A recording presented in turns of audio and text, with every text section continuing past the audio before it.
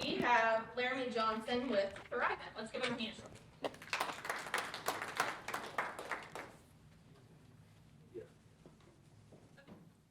I'm going to steal, guys, for those of you who don't know me, I'm Laramie Johnson. I'm a financial advisor for a company called Thrivent Financial. We're a uniquely different organization. And I'm going to piggyback off Angie here because there's some important points that I wanted to bring out. And Angie, thank you for your presentation. My wife is a high school educator who's about to the end of her ability to work due to illness and just fatigue and things. So I need to connect you guys with that. I've got a mission and vision statement, but they're not as good as this. And really, I can say this right here. My bigger vision would be to have meaningful conversations with people living with financial issues and offer strategies for helping lead to healing, comfort, strength, and hope. Owning a financial advisory practice would be a way to earn income, but help others improve their lives with services and strategies that have worked for me while developing my social community. I would counter that, and what you do is great, and I don't want to disparage that, but I would, 1 in 3, I want everybody that's got a 1, stand up.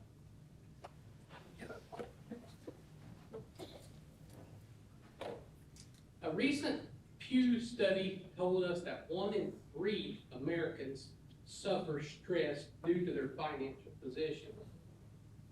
So you guys all are suffering from stress from your financial position. The more important thing is it may not be you, it may be you, but your friends and neighbors are, right? You guys can sit down. Another recent Pew study shows that only 64% of Americans are at risk for retiring broke. So you 2 and 3 stand up. You guys will all retire broke.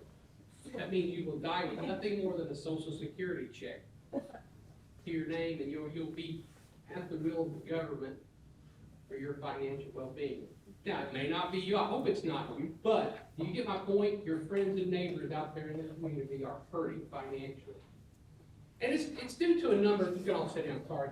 It's due to a number of different issues, but they're a lot the same. There's a guy in the room, and I won't name him by name, but I was talking to him recently, and he said, man, I remember I fell for something years ago. I fell for that 24-month same-as cash on some furniture. I didn't get the bill paid on time. I kind of forgot about it. Before it was all said and done, I got the bill plus the interest. I grew up in that era. I made the mistakes. For years, I'm a Christian guy. I'm unapologetically Christian, and I feel I use my business as an extension of my faith. And I don't have to, you don't necessarily have to be Christian to use my services, because we just go back, and we go back to the tried and true. There's 5 basic money principles. You live on less than you make. You be wise with your debt. You save to build margin for big purchases. You give, because giving always breaks the power of money. And you need goals. You need to set goals for yourself. And I think we live in a society, if there was wrong decisions to make when I was growing up or young, it was about money. We had our first kids, Evan, my son, when I was 20. We had 2 other kids. We raised a family through our 20s. We didn't go to college until our 30s, and it was tough. So I made all those mistakes, and it's my life's work now to keep people from making the same mistakes. Does that make sense? And you guys are in a generation, we live in a generation now where, it was funny, I was telling somebody the other day, I saw a video about, I was looking for research around this. I've got 3 presentations this week, and I was looking for something to present around, just looking for data around financial struggles in America, and it was sponsored by Amazon Prime. I wonder, do people put more on their credit cards when it's linked to Amazon Prime than they would otherwise? I know I do, right? Subscription services. There's just, I read recently that bank, I love my local bank, it serves a purpose, but most banks are in service of shareholders that are taking profits from me, from you, from you, from you, from you. If we overdraft, they'll gladly take our fee, won't they? You know, if payday lenders, I had a couple up in Marshall, Missouri I was servicing. I inherited the clients. They were in financial trouble. Their life insurance was going to lapse. They needed the life insurance because they couldn't get it anywhere else. But what happened, guys? They had been to the local rent-home place, and they had them on the hook for $100 a week for a big screen TV and a credenza to set it on. It was $400 a month for 24 months for a big screen TV and a place to set it. And I'm just like, come on, guys. That was what was getting in their way. Now, I'm not saying that any of that you guys have that or any of you had any problems, but what I will tell you that, like Angie said, I also studied to become a behavioral financial advisor, and what that deals with, most things in the financial world deal with people making rational decisions. But when we break it down, we are old when it comes to fight or flight. We resist change. We resist doing something different.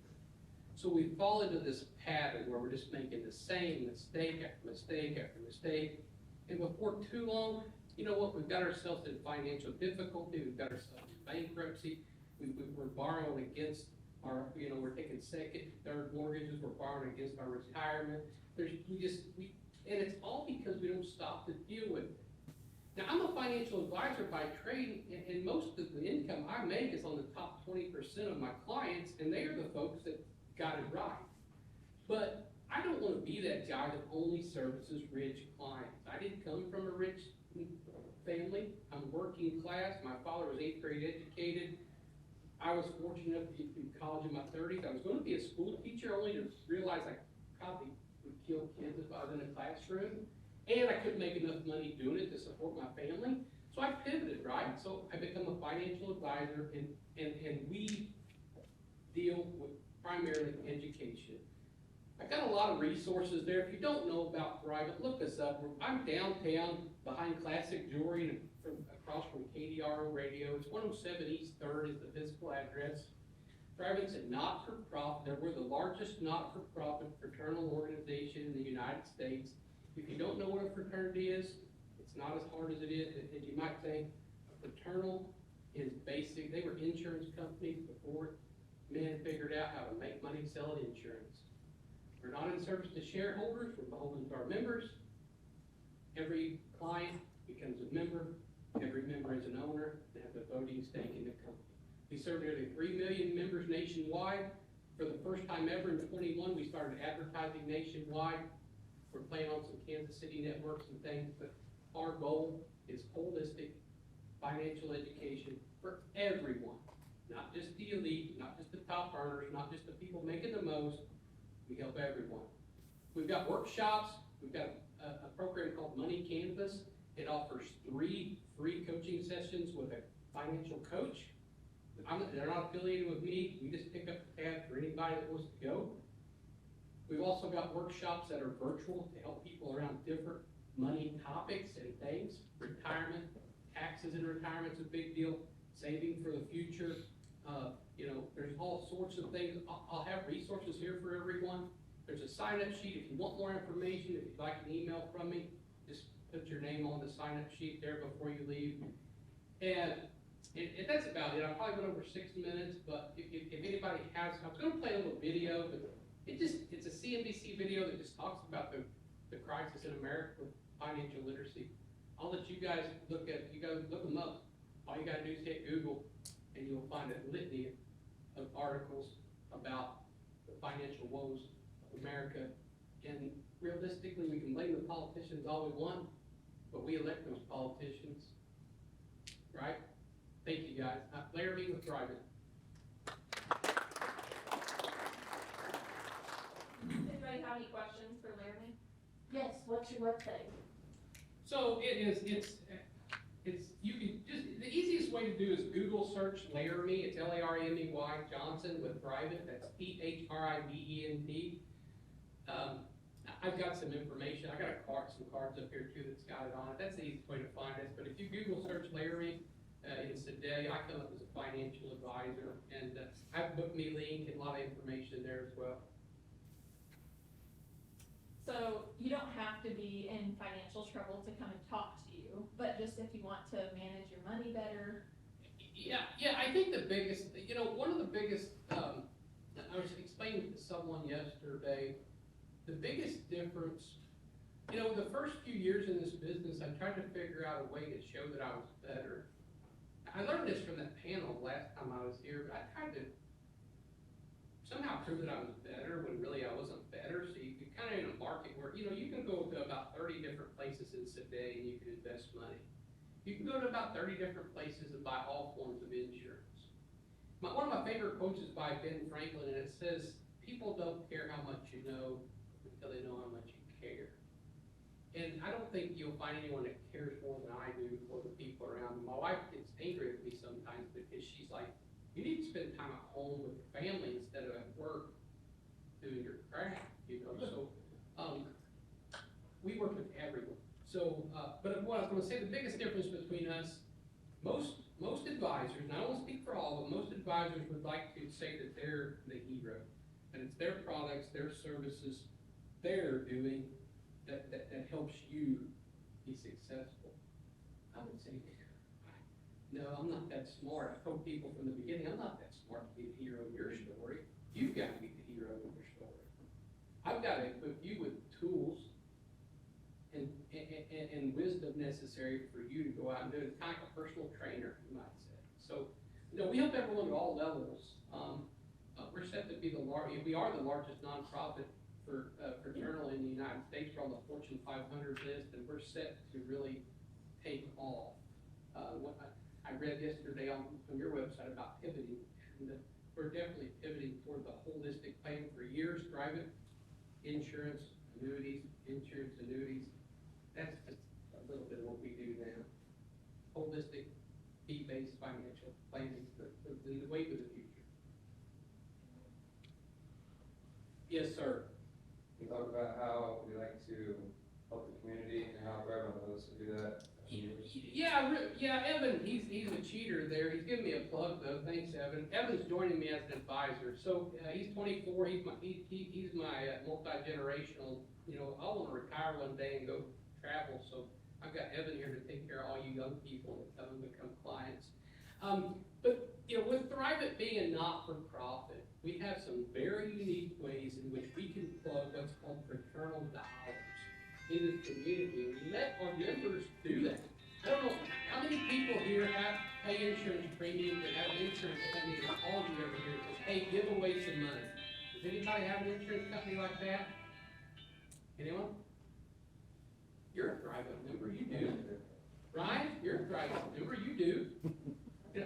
Every member gets $500 a year in the form of Thrivent action teams that they can just go out, they can host, they can do a fundraiser for something that they enjoy or they like or that's close to them. They can do a service project like something like this, or a financial literacy event, any kind of literacy event. We could use an Thrivent action team to buy coffee and donuts for 1 million cups. It's just that simple.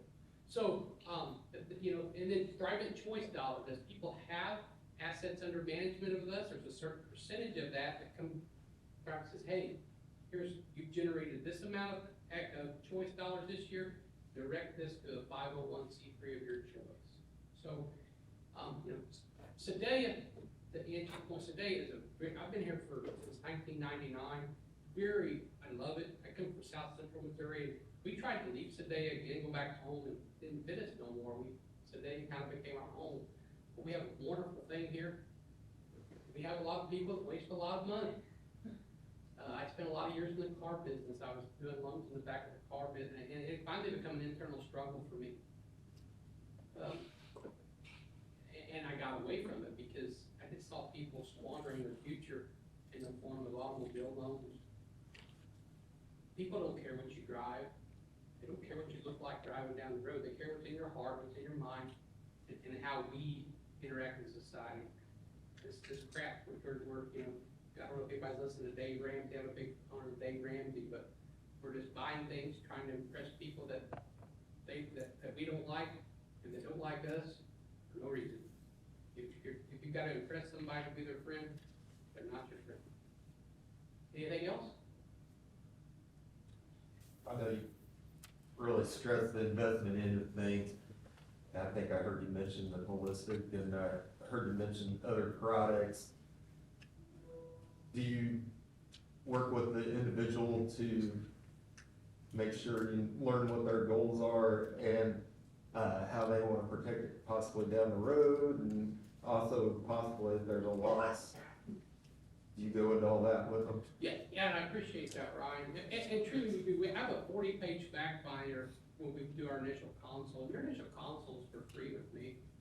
And we don't use all the fact finder, kind of depends on your age, but that's where it starts with goals, right? How am I to help you be a good steward of your finances if we don't set some goals? For some short-term, mid-term, and then long-term goals. There's 3 questions that people want to know when they retire.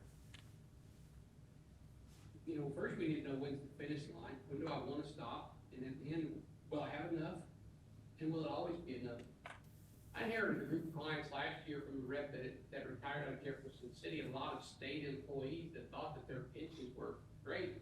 State pensions are good, college has it, you're right, they're good, but they're having a hard time keeping up with inflation right now. We've got inflation at 8-9%, cost of living increase on, some pensions don't have a cost of living increase, some have as low as, 2 to 3%. That's just, 2-3% just paces inflation. Inflation over the course of history is 2.7%, so our money tomorrow's worth 2.7% than it is today. And we got a government that continues to put us in debt, make all our money worth less, so that's why we're seeing inflation at 8-9%. What do we do to counter that? We've got to be wise stewards of the money God's entrusted to our care. We've got to extend it into every whim, right?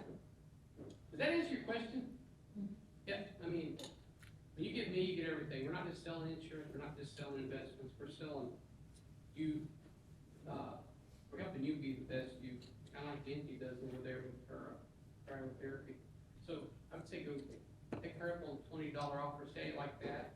Come and set up a console with me, let's get everything out on the table, because you can't go forward unless you know where you're at right now, right? Can you help with, so I've been looking at getting, like an IUL policy for, like a max funded life insurance policy that I can borrow against, to help fund my business. Can you help advise any direction to go, or what policy or insurance company to use to be able to do that? Yeah, we can help you with that. Hey, Ramsey, tell me that not to do that, though, without it. Anything else? I guess, we can end on what can we do as a community to help Thrivent be successful? I think more than anything is kind of like Angie said, just let people know about us. At Thrivent, we've been our own worst enemy. We spent our first 100 years serving the Lutheran congregations. We merged, a few companies merged in early 2000 before what became Thrivent. In 2015, we branched out to serve all Christians. And then in our investment side of things, we serve basically everyone. But our first 100 years was in the Lutheran church, serving Lutheran church members with no advertising. And 2 companies merged to become the largest not-for-profit in the United States. But we have not been out in the public like this. I had a pretty good argument the other day with the guy. For years ago, Thrivent reps just had a territory. And he said, why did they go away from that? Well, because anybody in the free market system knows that competition makes for better people. People get served better with competition. So they realized that. They went away from that a few years ago. So what we're trying to do is just what Angie did, get in the community, get some like-minded business people, help build each other. So we offer workshops. I would say just learn about us. Go to some of our workshops, come and walk through our process and see what it's all about. And I think our process will speak for itself in what we do, why we do it, how we do it, and what we're all about. Very good. Let's Oh, get Larry in. hold on. And a plug for you guys. It was, 2003, of my first business. I don't know if you guys were here yet, I went to Warrensburg to this college they called CMSU at that time, right? For the small business administrations, and they helped me craft a business plan, and got me in business for the first time. I don't know if it's a blessing or a curse, but you guys helped me out, so thank you guys for all the work you do. Very good. Thank you. Feel better with me.